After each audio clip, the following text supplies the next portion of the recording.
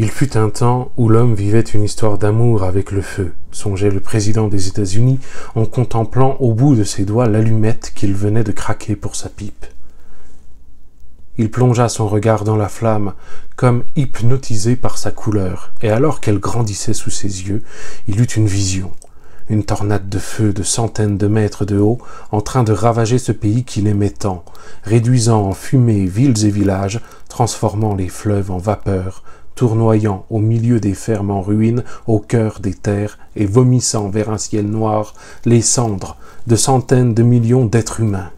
Il fixa avec une fascination morbide la flamme qui montait de l'allumette, se disant soudain qu'il avait là sous les yeux, en miniature, une puissance aussi créatrice que destructrice. Elle pouvait aussi bien servir à cuire des aliments, illuminer les ténèbres ou fondre le métal, qu'à brûler les chairs. Soudain, au centre de la flamme apparut quelque chose qui ressemblait à un œil minuscule, écarlate et sans paupières, et il faillit crier. Cette nuit-là, il s'était réveillé en sursaut vers 2 heures du matin, secoué par un cauchemar d'Holocauste, et s'était alors mis à pleurer sans pouvoir s'arrêter. La première dame avait eu beau essayer de le calmer, il avait continué à sangloter, parcouru de spasmes tel un enfant. Il était allé s'installer dans le bureau ovale jusqu'au petit matin, parcourant encore et encore des cartes et des rapports top secrets. Mais ces documents disaient tous la même chose. Première frappe.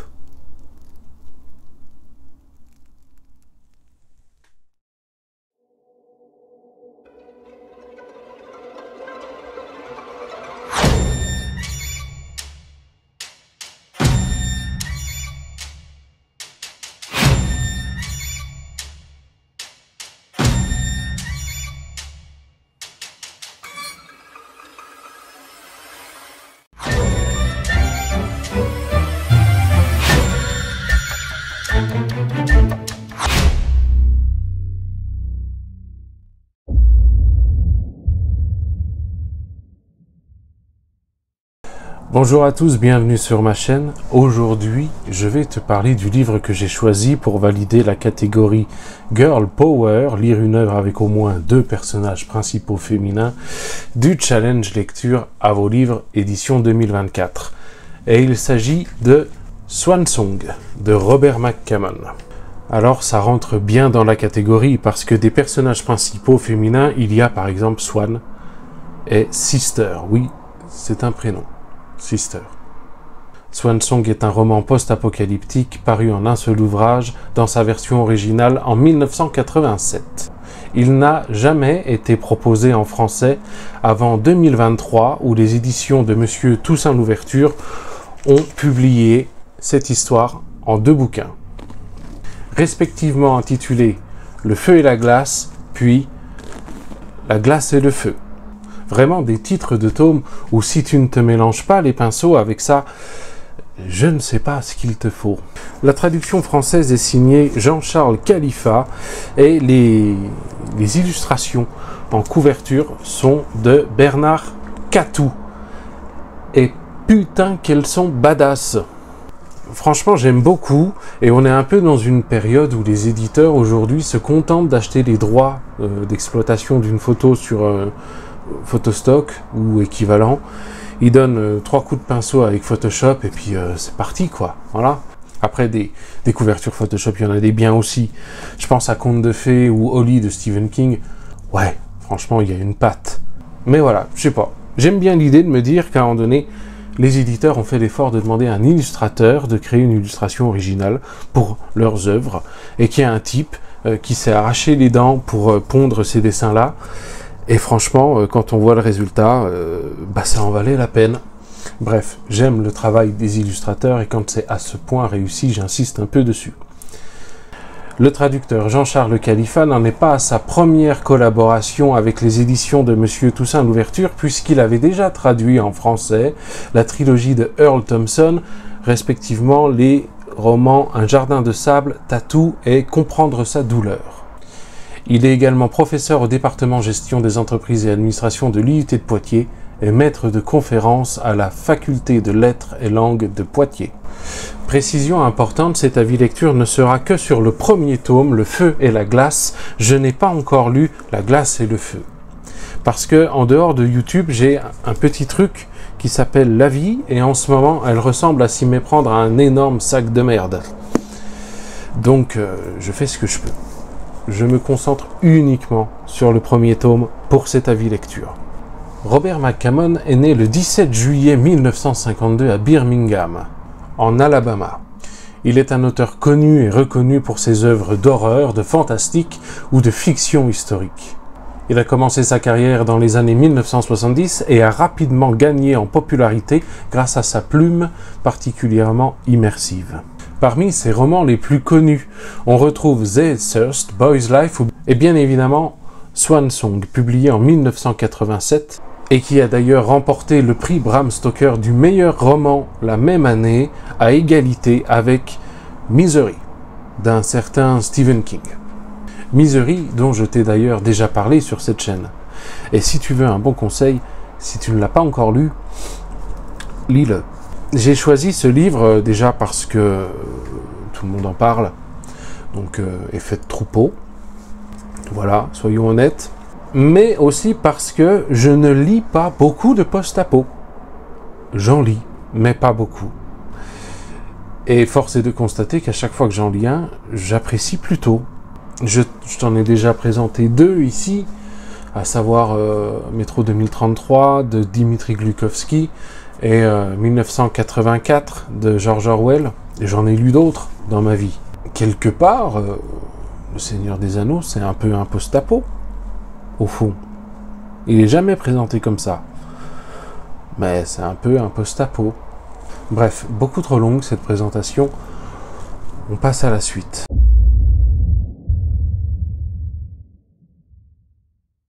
Nous sommes dans un futur proche. Une guerre nucléaire dévastatrice vient de se dérouler.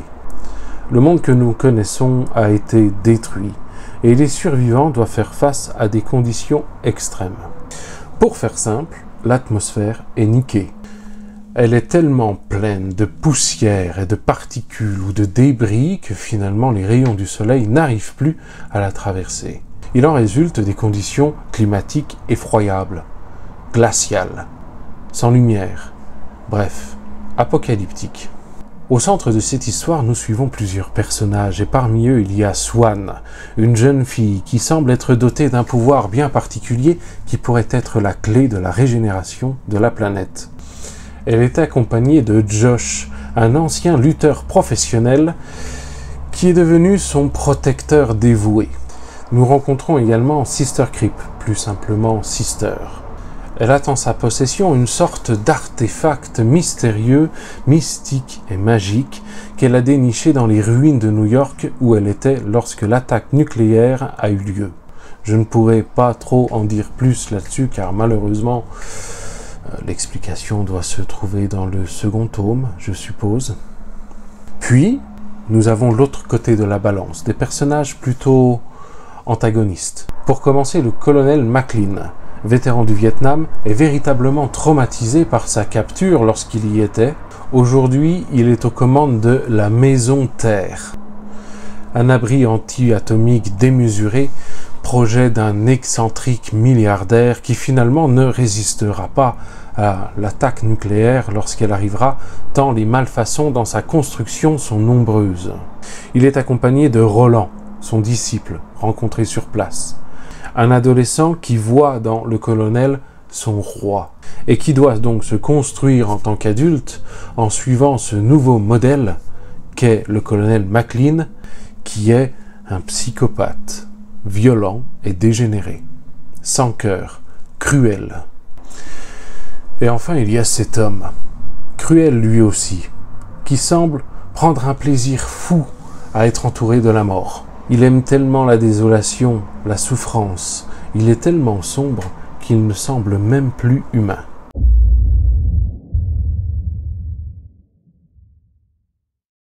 Je le redis maintenant car il faut bien que tu te rendes compte de quoi je parle, je n'ai lu que le premier tome.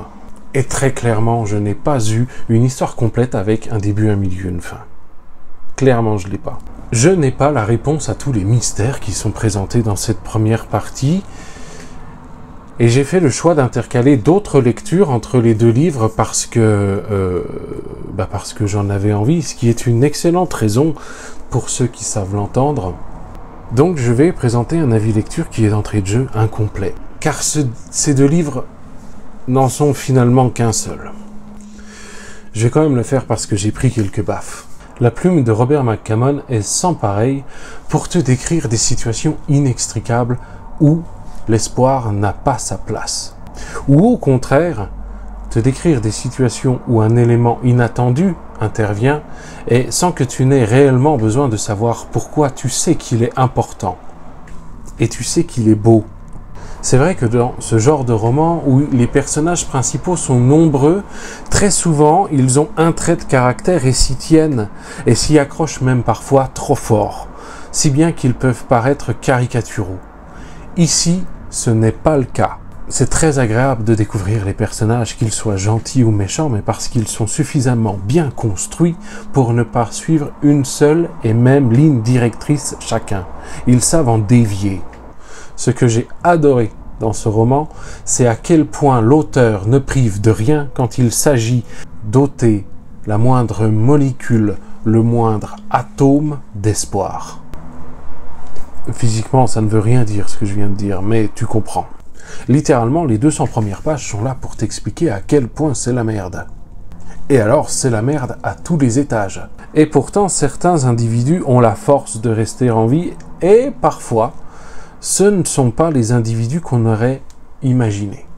Et le meilleur dans tout ça, c'est qu'ils y parviennent sans que je n'ai eu à faire la découverte d'une facilité scénaristique généreusement offerte par l'auteur pour qu'il puisse s'en sortir.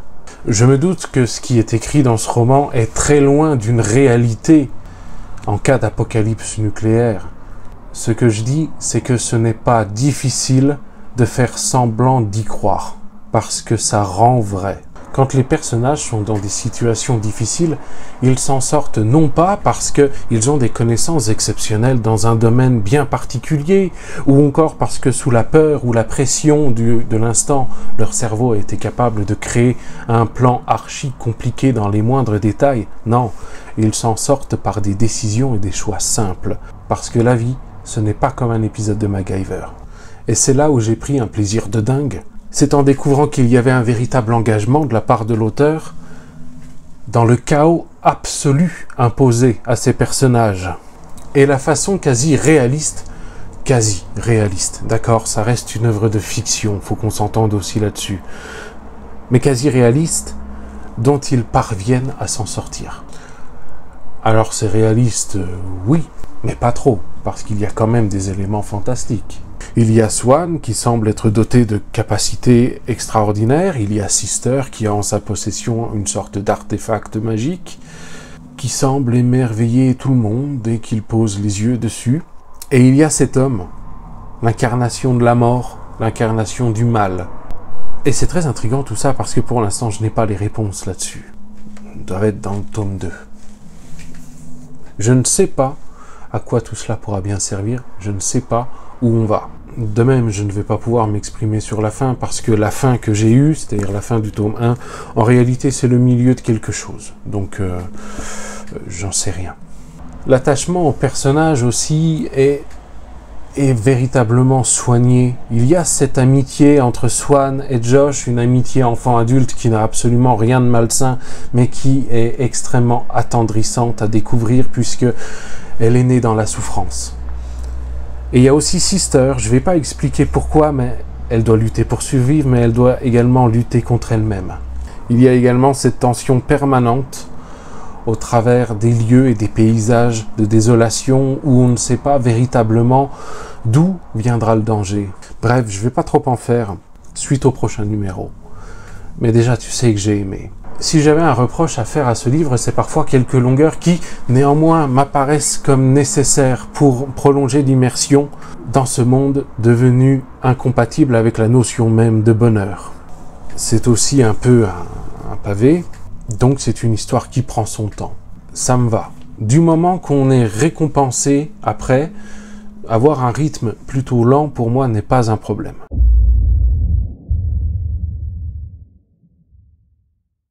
Est-ce que je te conseille la première partie de Swan Song, Le feu et la glace? Tu t'en doutes bien évidemment que oui.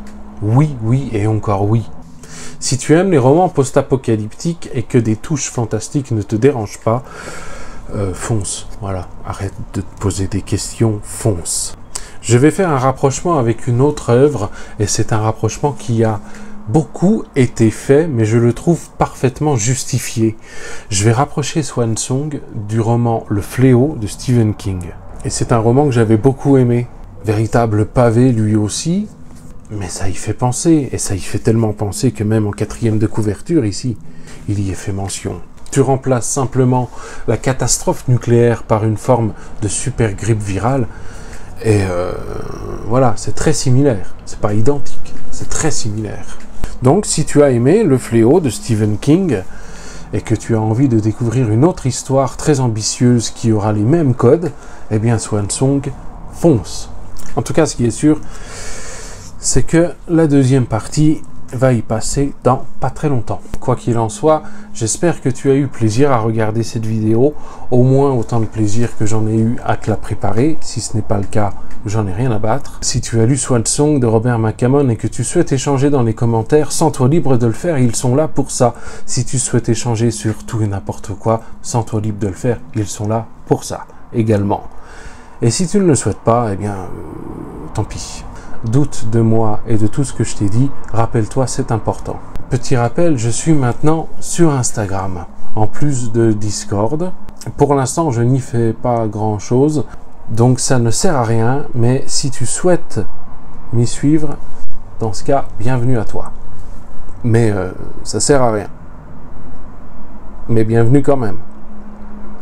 On peut me reprocher beaucoup de choses, mais pas de manque de franchise.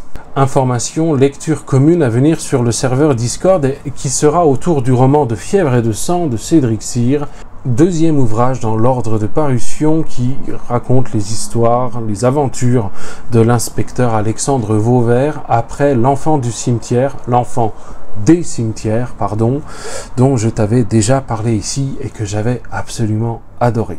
On est déjà 5 ou 6 participants, mais si tu veux nous y rejoindre, alors bienvenue à toi, tout est sur le serveur Discord. Tous les liens de tous ces merdiers sont dans la description. Si tu as la moindre question, n'hésite pas à la poser à quelqu'un qui connaît le sujet, puis à te forger toi-même une opinion plutôt que d'aller sur les fonds de chiottes publics que sont les réseaux sociaux et trouver une opinion déjà toute prête, mais mal moulée, laissée là par un facho qui confond délit et liberté d'opinion, et qui en un seul contenu parvient à convaincre des décérébrés qu'il est un véritable patriote alors qu'il viole les lois de la République. L'humain est une créature extrêmement étrange et souvent particulièrement pathétique. En attendant la prochaine fois, je te souhaite une bonne soirée. Bye!